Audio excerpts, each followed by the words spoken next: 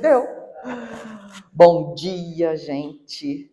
Hoje vamos falar de um tema, assim, tão importante nos dias atuais, porque eu não sei como que cada um de vocês está acompanhando, mas a situação dos deprimidos no mundo hoje é assustadora. E em 2024, nós tivemos 700 e tantos mil suicídios no mundo, segundo a informação do Google. Depois vocês olham lá, que eu quis saber como que foi em 2024. Em 2025, a expectativa é que esse número aumente e muito. Por quê? Porque o índice de depressão só cresce. Por isso que hoje nós vamos ter assim uma reflexão, um diálogo. Vocês também podem, se tiverem intuição, também podem intervir sobre esse tema que é hoje um tema importantíssimo para a gente até se posicionar, porque cada um que já adquiriu um pouquinho de consciência espiritual vai ser chamado a trabalhar, vai ser chamado a ajudar e a vida vai colocar no caminho, né? Porque Deus usa dos seus filhos para eles se ajudarem mutuamente. Quem estava aqui no estudo de sexta-feira está lembrado que a gente está aqui para cada um, segundo Emmanuel, né? Cada um de nós está aqui para ajudar o outro e, em contrapartida, a gente será ajudado.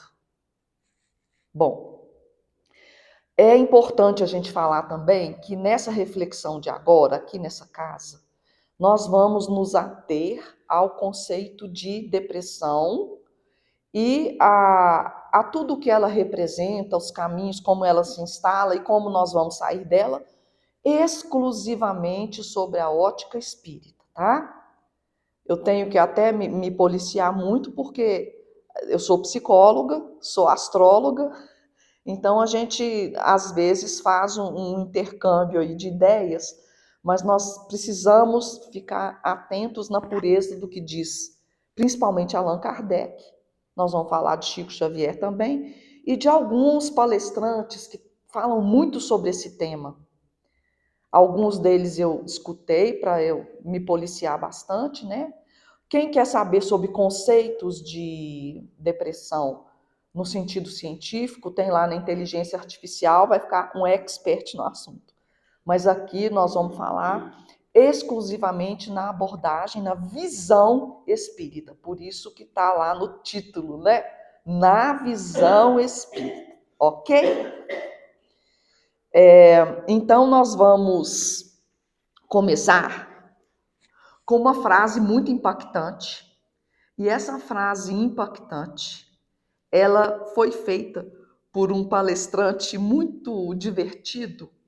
Depois, se vocês quiserem ouvi-lo, eu recomendo. Ele se chama Isaías Claro. Ele tem várias palestras sobre depressão, várias. Mas ele tem uma frase que ele usa e às vezes ele começa dizendo, como ele começou numa entrevista que eu fiz questão de escutar. Ele fala que não é possível curar a depressão sem Deus. É onde alguns terapeutas, é onde alguns psicólogos mais científicos já arrepiam os pelos, né? E já vem com tudo para a gente falar que existem ferramentas psicológicas, existem estratégias, existem oficinas de trabalho, existem remédios. A gente não está negando nada disso. Nós estamos falando uma conclusão que a gente chega depois que a gente estuda a obra toda espírita, né? Então, esse palestrante, ele fala assim, quase todas as palestras dele, que não é possível curar a depressão sem Deus. E aí ele usa uma lógica muito legal. Nós vamos falar sobre ela, porque ela está sempre corroborada com o Livro dos Espíritos e também com o Evangelho segundo o Espiritismo. Quando a gente fala de depressão, a gente fala de uma tristeza profunda e prolongada.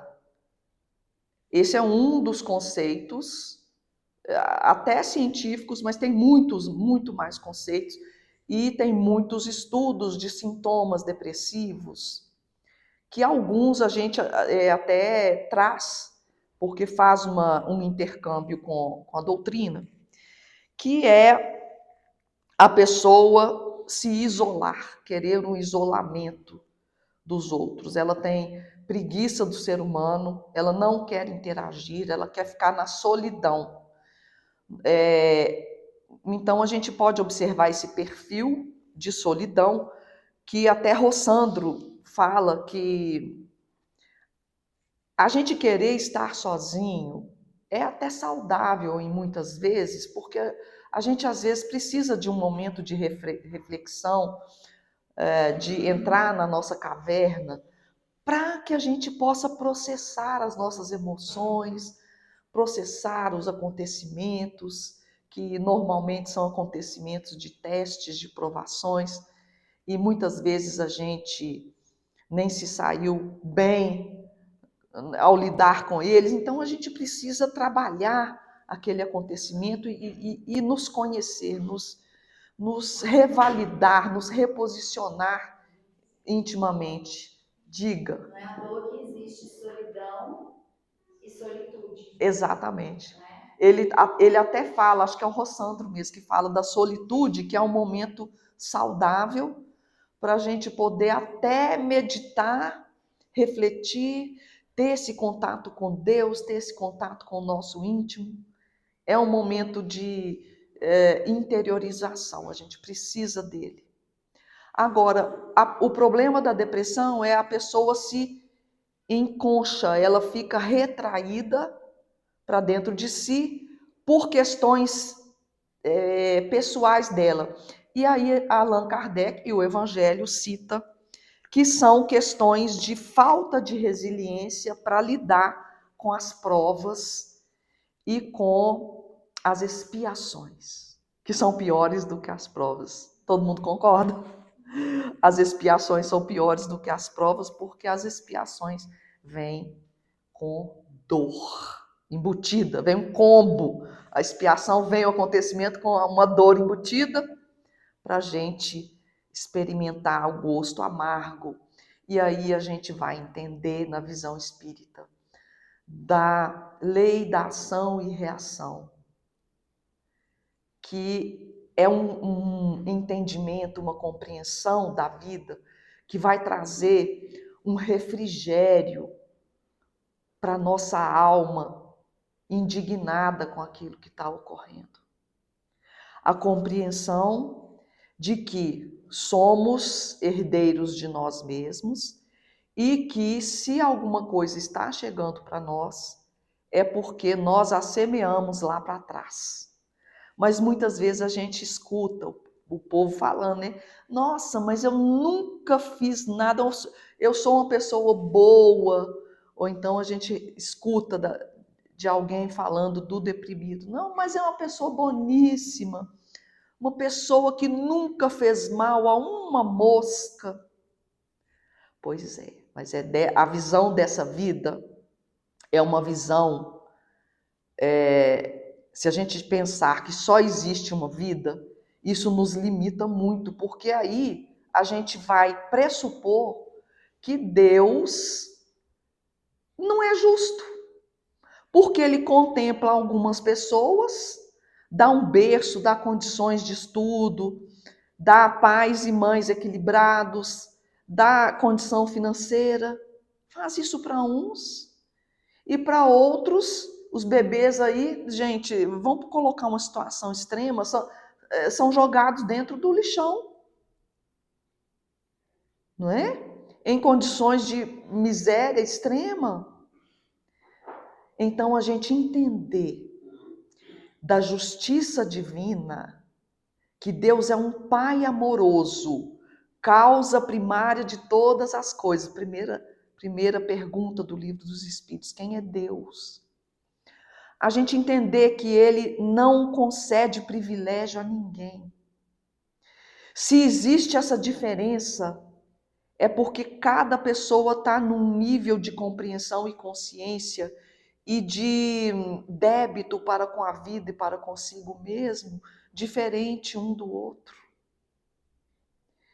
E o objetivo de estarmos todos juntos, como células unidas no mesmo organismo, é para a gente ajudar, para a gente cooperar com o todo, para que o órgão inteiro, assim como uma colmeia funciona, com cada abelha tendo a sua designação, os seus cargos e salários próprios, né, de cada um, o soldado, a operária, a abelha rainha,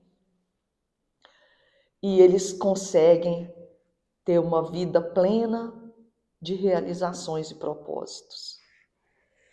É o que também a doutrina espírita nos traz como mais um doce refrigério. Deus é bom, Deus é Pai, Deus nos ama e quer o melhor para cada um dos seus filhos. Ele conhece cada um dos seus filhos na intimidade e desde que ele criou. Assim como uma mãe conhece seus filhos, uma mãe pode ter aí 15 filhos, 9, né? Mas ela sabe o que se passa dentro de cada filho. Ela conhece cada filho que ela tem. Ela sabe como que cada um funciona. Se nós que somos seres humanos ainda, longe da angelitude, sabemos isso dos nossos filhos, dirá Deus a respeito de cada um dos seus pupilos, certo?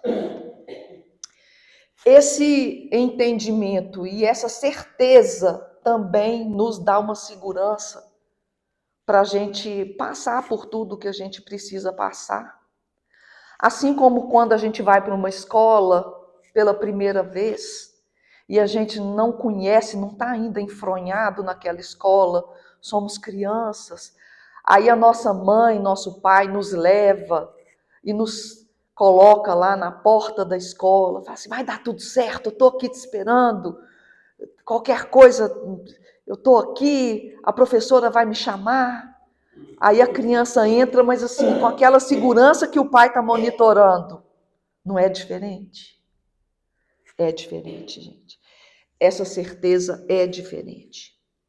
Então nós vamos caminhando na nossa análise sobre a depressão, essa tristeza que dá na humanidade que pensa só no material, que pensa acerca de uma única vida, da humanidade que só coloca como prioridade sobreviver, dinheiro, estudo. Ah, mas então isso aí é um contrassenso. Gente, o Cristo, que é o nosso modelo e guia da humanidade, disse: amai a Deus sobre todas as coisas. Então a gente tem que amar a Deus acima de todas as condições humanas, as prioridades humanas. Porque sobreviver é uma prioridade, não é? Claro que é. A família é uma prioridade, claro que é.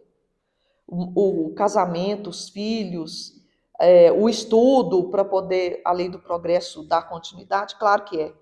Mas quem que está à frente? Quem?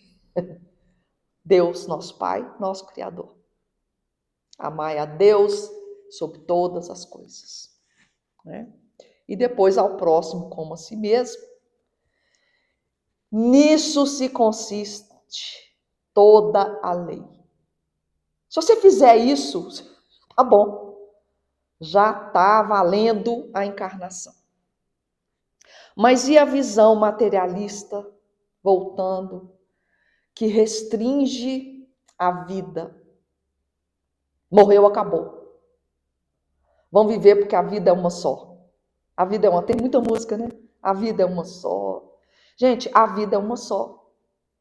Quando a gente foi criado, a gente ganhou uma vida eterna. Então ela é uma só. Acontece que a gente tem várias existências. Nós temos uma vida e várias existências. É onde, com todo respeito, algumas religiões pecam no entendimento de por que eu preciso ser bom, fazer o bem, fazer a caridade, se eu só tenho essa vida. Acabou essa vida, acabou a minha chance. Acabou essa vida, acabou o meu processo. E quem perde a vida como? Na infantilidade, como criança. Ah, fica dormindo lá no céu, aguardando o julgamento. Como assim? Se eu vou ficar dormindo no céu, aguardando o julgamento, isso não é algo que me motiva, me dá esperança de pensar num futuro brilhante se eu, por exemplo, cometi um erro inadmissível. Se eu cometi um erro atroz, algo que nem eu me perdoo pelo que fiz. Como que essa abordagem de eu vou morrer e vou dormir aguardando julgamento, eu já estou condenado, então tudo já se perdeu, como se diz, a vaca já foi para o brejo. E agora? A vaca já foi para o brejo. Agora vão piorar tudo, porque eu já estou no inferno mesmo. Eu já ouvi isso. Eu já ouvi gente falando isso. Mas quando a gente pensa na alma imortal e na reencarnação, com as condições estudadas para o nosso processo evolutivo dar um andamento, tudo muda. Nós teremos novas chances de reparar os nossos erros. E nós teremos um futuro brilhante, porque essa é a base, digamos assim, ou uma dos pilares da doutrina espírita, que é a vida futura. A vida futura é ou não é algo que nos motiva, nos dá esperança,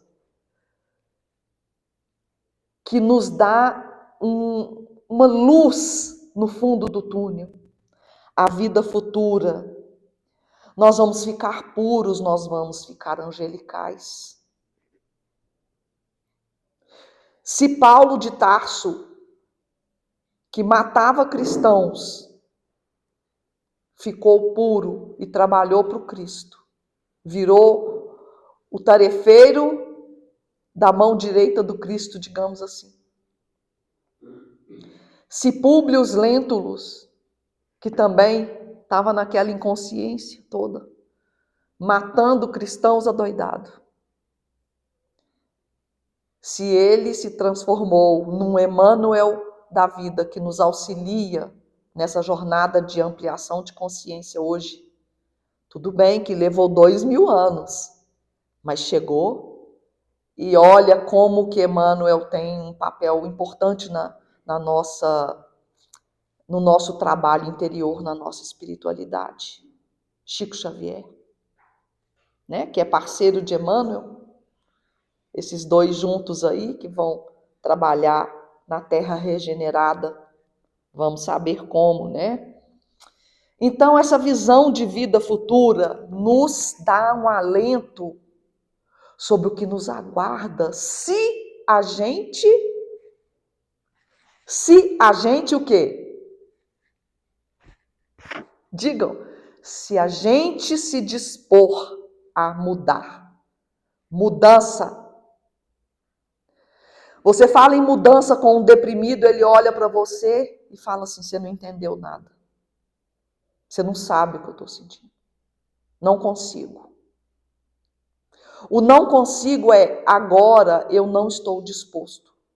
Agora eu não quero. Agora eu não dou conta, porque agora eu estou com a minha visão, com as minhas emoções acima da minha capacidade de amar. Diga.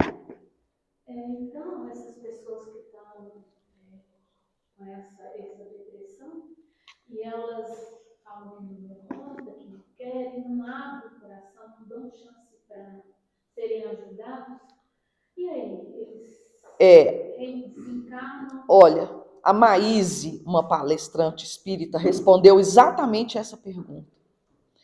E quem não quer ser ajudado?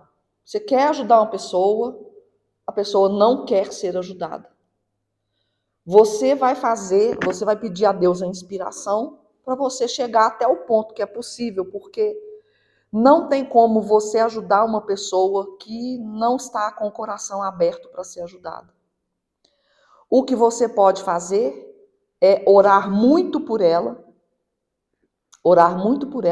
convidá-la sempre, né? Porque você não pode amarrar uma pessoa e levá-la. Uma mãe nunca desiste dos seus filhos. Se você já está com um amor bem instalado no seu coração, você vai saber o momento de convidar essa pessoa, de dar um toque nela, de leve, porque muitas vezes quando a gente teima em ajudar alguém, a gente acaba se ferindo, tá?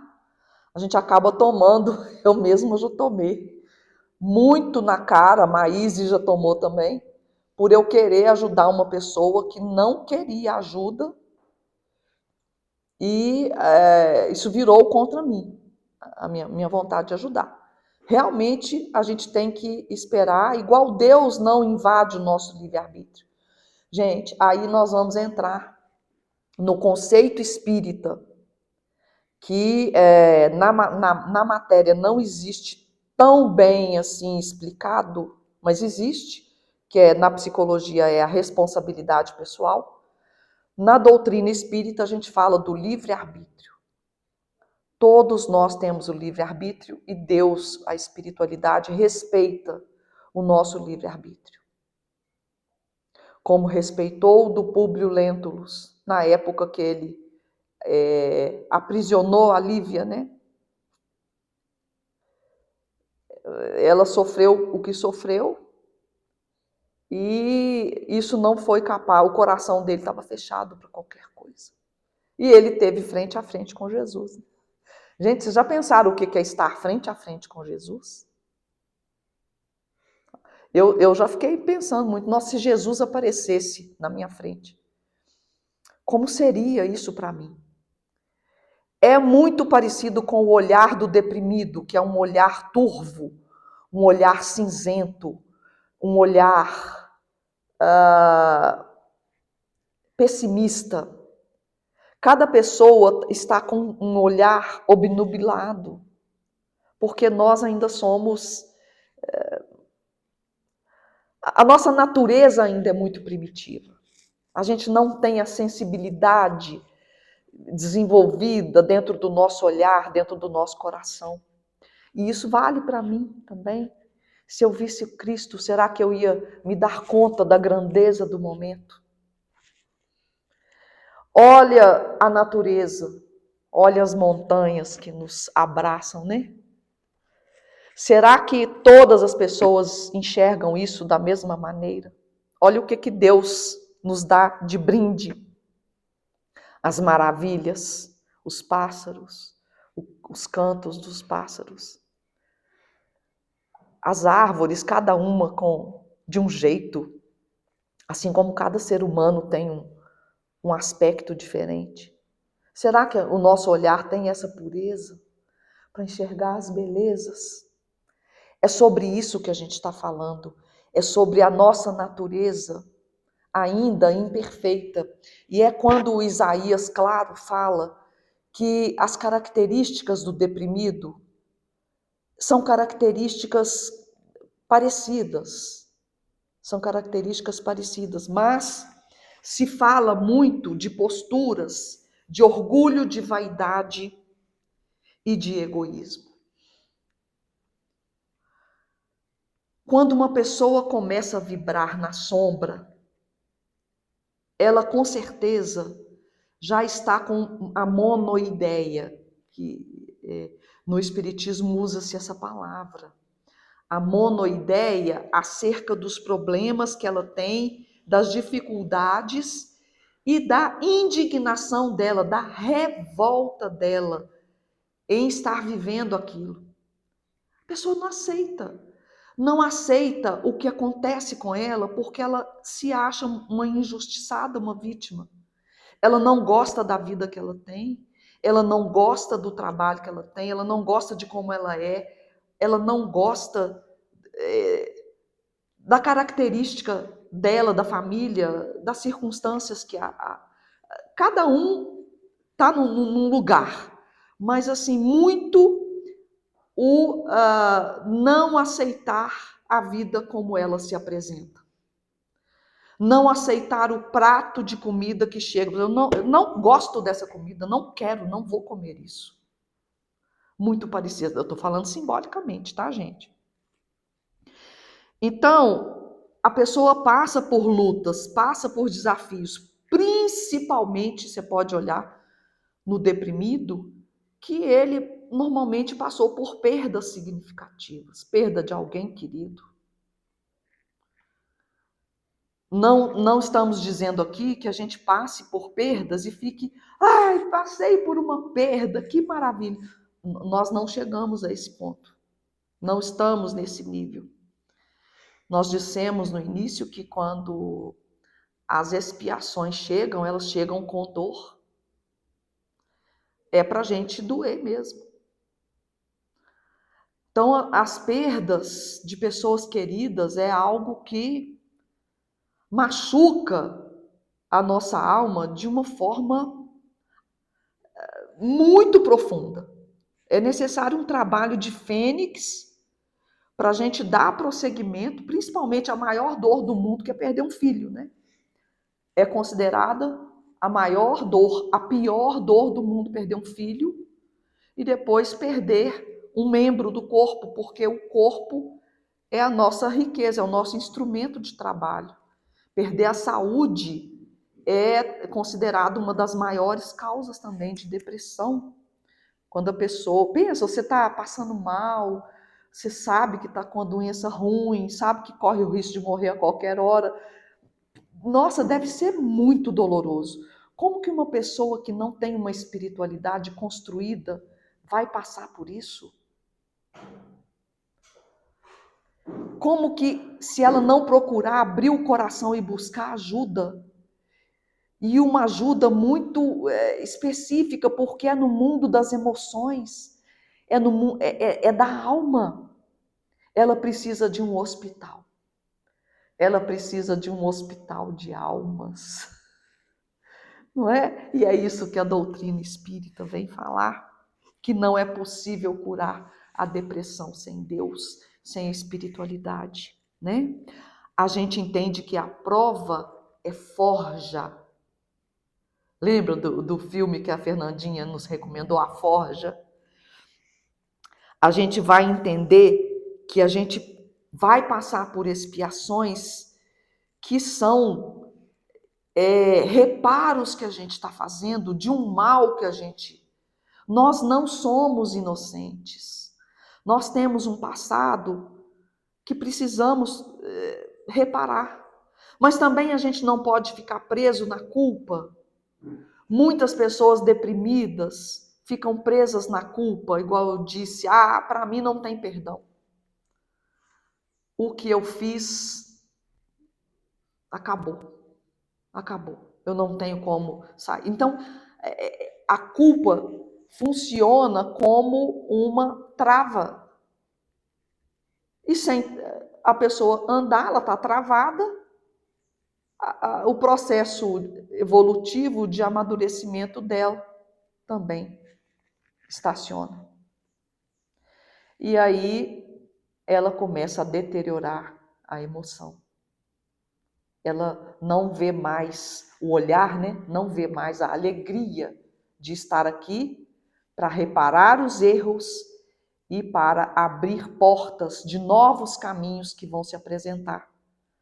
Porque a gente pode, além de reparar erros, a gente pode também construir com as sementes que a gente plantar hoje, lindos e saborosos frutos no futuro. Isso nos dá muito alento, isso nos dá muito consolo. Por isso a doutrina espírita é também entendida como o Consolador. O Consolador é a doutrina que explica, que faz a gente aceitar o que chega, faz a gente compreender e faz a gente agir para que o todo melhore, né? Como que a gente vai agir? É o outro direcionamento que a doutrina espírita nos acena, o trabalho, o serviço no bem. É uma das ferramentas de trabalhar o deprimido na psicologia, a pessoa engajar em algum trabalho, em alguma atividade laboral que gere um propósito, porque quando a pessoa se tranca na falta de esperança, é porque ela não enxerga, lembra do olhar? O coração se amargura, o coração murcha, fica amargurado, e o olhar dela não enxerga propósito nas coisas. Tem um livro que eu quero recomendar, não é um livro espírita, mas é um livro tão bonito que quando eu era nova, há não sei quantos anos não, tem isso não, mas foi um livro que me insuflou muita esperança, e ele fala de propósitos, que é Uma Vida com Propósitos. O nome do livro, Uma Vida com Propósitos. Mas nós temos livros espíritas muito bons também, muitos romances que nos orientam uma expiação, uma postura de fé e uma vitória no futuro. Não é? A maioria dos livros espíritas são histórias e, como eu disse, a gente aprende muito com o outro. Não há nada no outro que não possa te acrescentar alguma coisa. E nem não há nada em você que não possa acrescentar algo no outro. Por isso que a gente sempre tem que estar interagindo no contexto social, na casa espírita, frequente, virando tarefeiro, porque a princípio a gente precisa de ter uma disciplina, porque o deprimido, ele pode até começar com um gás para fazer alguma coisa, mas depois ele vai perdendo aquele tchan do começo, e aí nesse momento é o perseverar, e a gente tem que perseverar, porque o próprio trabalho vai motivar, vai pôr mais gasolina nesse tanque para ele continuar. Então, quando a pessoa desanima, ela precisa estar na disciplina, no compromisso. Por exemplo, hoje está muito frio, a temperatura aqui hoje está 9 graus, né? Quanta gente fala assim, hoje não dou conta, não consigo sair dessa cama. Não vou lá na casa espírita. Assim, estou dando exemplo, tá, gente? Estou dando exemplo. Pode ser em qualquer lugar.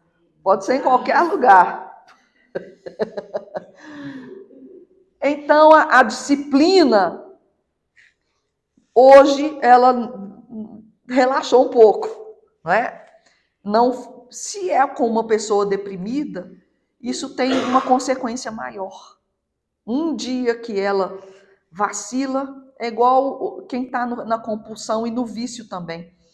Tem traços de depressão na pessoa que está na compulsão, no vício, e a gente pode colocar aí vício não só de drogas, mas também vício de remédios, tá? Um comentário. Neuroquimicamente falando também, todas as vezes que nós efetuamos alguma tarefa que a gente mais chata, né? Ou que não tá muito afim, a gente produz o estímulo de dopamina no cérebro. Então, assim, a gente acaba, né, aquela sensação de dever cumprir, então a gente estimula a dopamina e a gente acaba se sentindo bem porque a gente fez uma coisa que a gente não estava afim. Ainda bem que é bom ter uma neurocientista, né? É bom ter uma neurocientista. Aí você outra vez que se sentir da mesma maneira, ou deu resultado. Você tá lá tem uma cozinha gigante pra você arrumar. Nossa, tal. Qual é a sensação que a gente tem depois da cozinha da limpa? Né? Então, assim, quimicamente falando, isso também é muito benéfico. Ela está dizendo que pela neurociência, a química de quando você faz uma coisa que você não está com vontade a princípio, depois que faz, você tem uma recompensa, né? E isso serve para tudo, inclusive para você estar com pessoas, ajudar as pessoas, receber um sorriso, dar um abraço, um gesto de carinho, um gesto de atenção que você faz. Depois que você faz, você fala assim, nossa, ainda bem que eu fiz. Depois que você volta da casa espírita, você fala, nossa, ainda bem que eu fui. Eu venci o frio. Foi Paulo de Tarso que falou, eu venci o mundo? Foi ele que falou? Ou foi Jesus? Agora deu uma confusão aqui, bom dia. Mas, então vamos caminhando na nossa reflexão sobre a questão da depressão. Então, a depressão, gente, também vem da imaturidade da alma daquela pessoa. Imaturidade e consciência, nível de consciência que aquela alma já alcançou. Porque a criança não quer fazer a obrigação, a criança não aceita limites, a criança chora, se rebela quando vem uma repreenda. E assim a nossa alma, perante Deus, perante a vida, quando chega uma situação que não é lá a que a gente queria que viesse, porque a gente estava entretido em outras coisas. Aí vem a sacudida e a gente não aceita. Não aceita, não quer compreender, não quer falar sobre isso. Enfim, se coloca numa posição de vítima. E quando se coloca na posição de vítima, o que a vítima faz, gente? O que é característica da vítima? A lamentação, né? Lembra que a gente falava das belezas que Deus nos dá para nos motivar? É a mesma coisa da gente dar um presente para o filho e ele nem ligar. Dá um tanto de presente para o filho, ele nem liga para aquilo. Ele fica lá emburrado, fica lá chorando. Então, perdi. Quem estava prestando atenção? Eu fui dar o exemplo. Todo mundo perdeu junto, hein? Nossa Senhora. A gente, o que você falou, a gente não dá valor nas coisas que a gente tem. Que você chegou o pai falando. Peguei. Então nós somos espíritos imaturos que se rebelam. E essa rebeldia nos coloca isolados, de não querer aceitar o que nos é oferecido, a chance de estarmos interagindo com os outros e crescendo juntos, porque nos falta o entendimento maior, a consciência de que aquilo passa e aquilo que chega é para o nosso bem. Como que nós vamos entender isso? Que uma dor que nos chega é para o nosso bem? Nos princípios da doutrina espírita. Nos princípios da doutrina espírita. Claro que tem outras religiões aí também, que a gente não tira o mérito delas, algumas também falam a mesma coisa, com outras palavras, né? Mas a maioria dos deprimidos não trabalha essa verdade de que a felicidade não é desse mundo.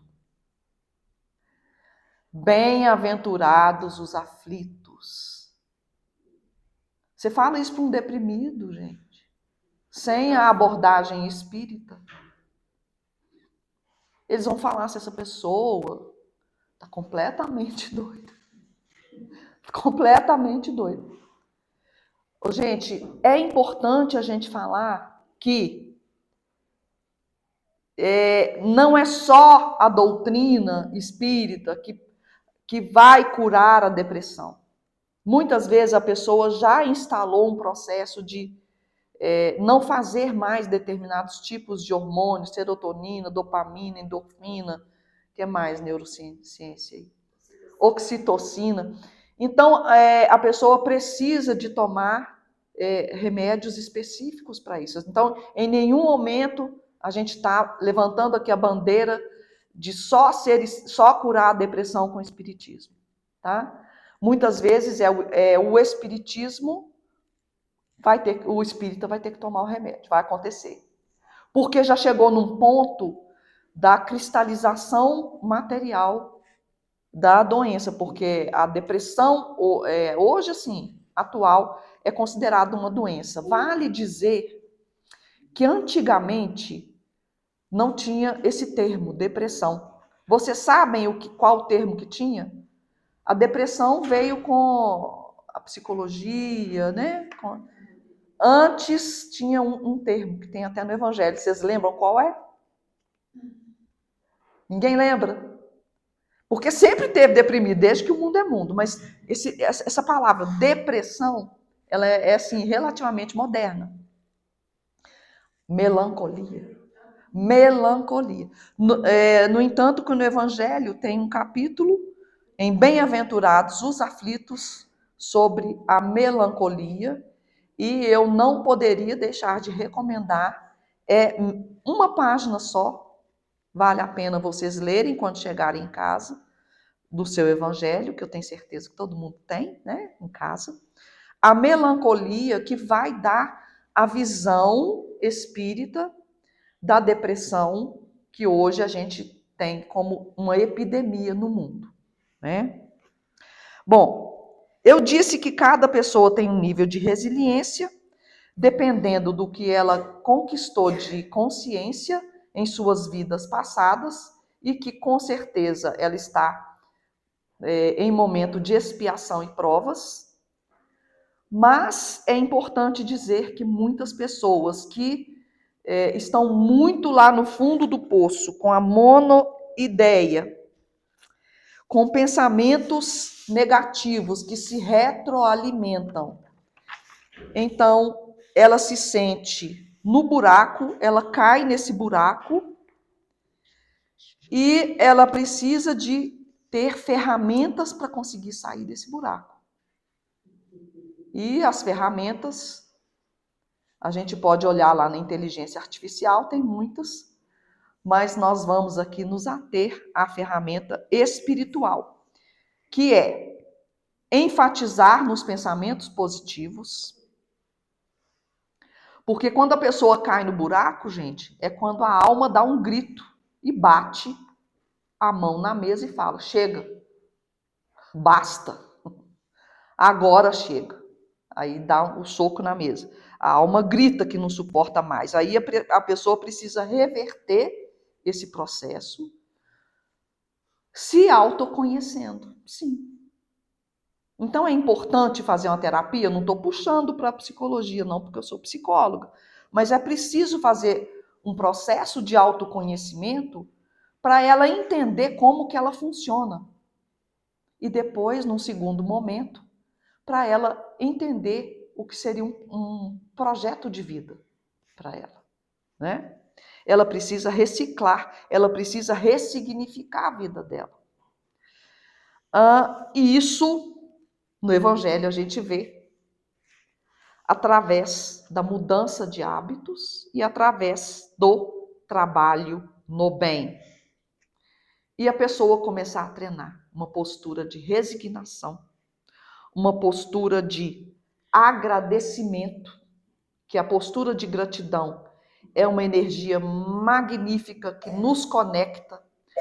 Porque o que acontece, gente? A palavra conexão é vital no entendimento da visão espírita para a cura da depressão.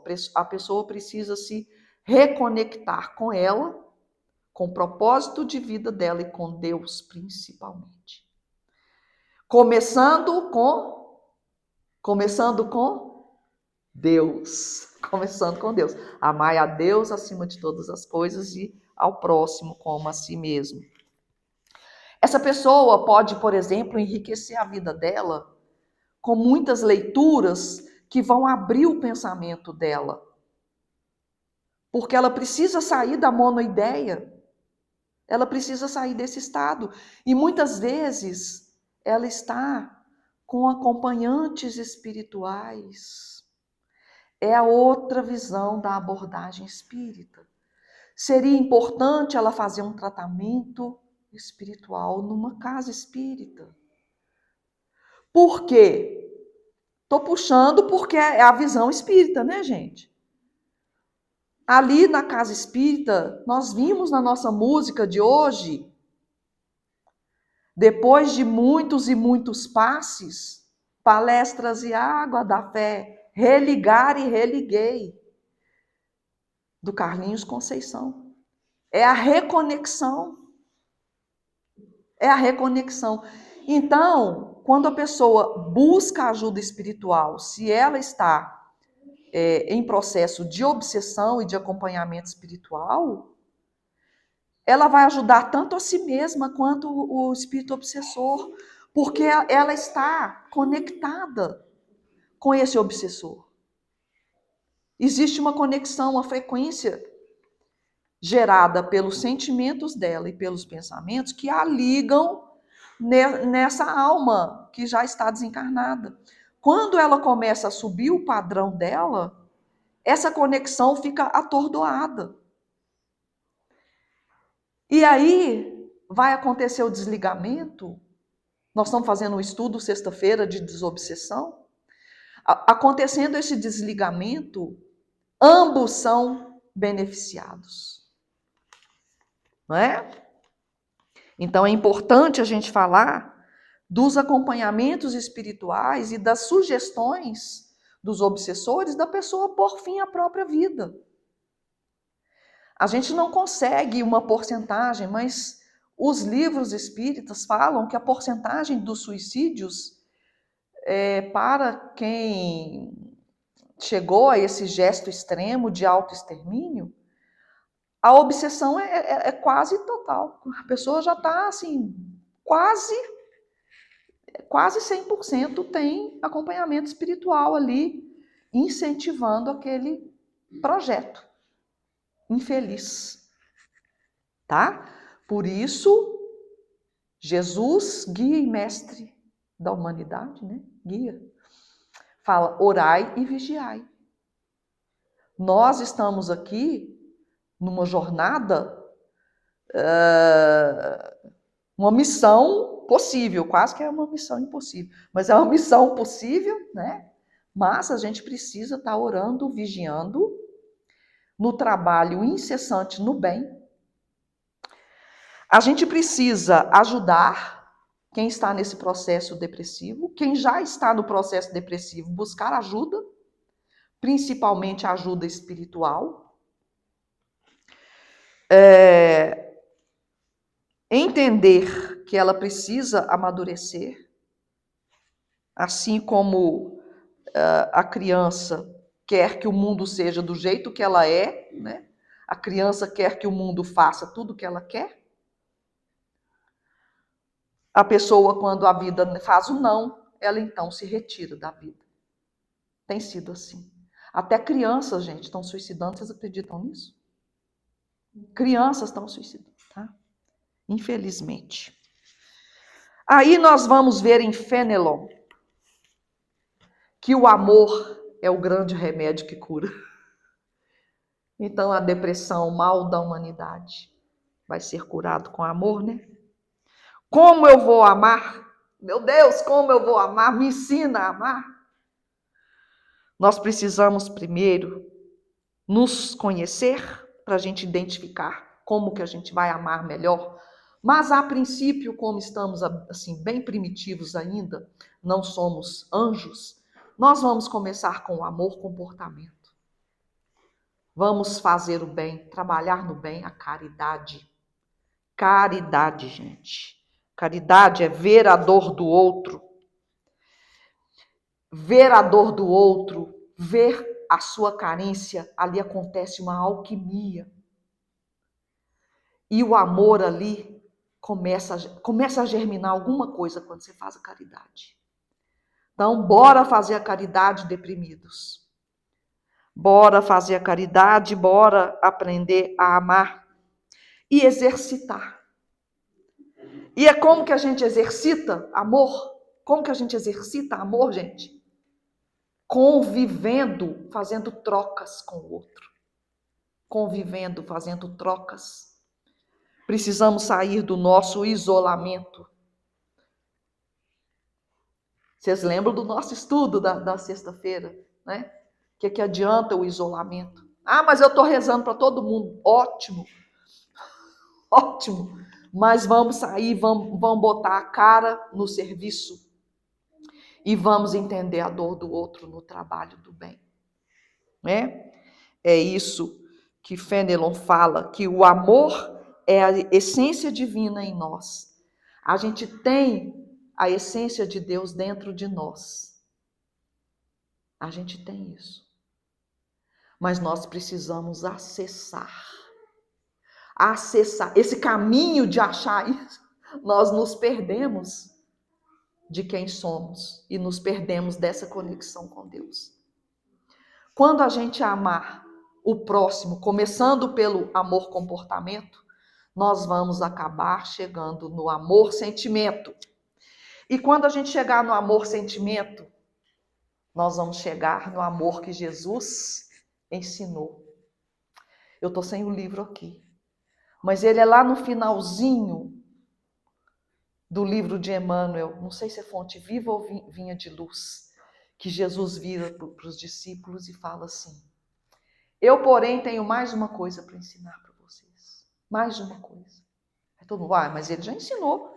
Ele já falou que era o amor, Deus acima de tudo, o próximo como a ti mesmo, fazer ao outro o que eu quero que seja feito comigo. O que Jesus fala? Amai-vos uns aos outros como eu vos amei. Ah, meu Deus, aí ficou difícil. Como eu vos amei. Ele falou do amor lá atrás, mas depois ele fala, eu tenho mais uma coisa. Depois que vocês amarem o próximo como a si mesmo, vocês vão amar uns aos outros como eu amei vocês. Como eu amei vocês. E como que Cristo nos amou? Ele se sacrificou, ele estava lá no céu, no manjar com Deus. E ele ele saiu da sutileza, baixou sua vibração, veio sofrer tudo que ele sofreu aqui, para abraçar todo mundo e trazer uma consciência para a gente subir.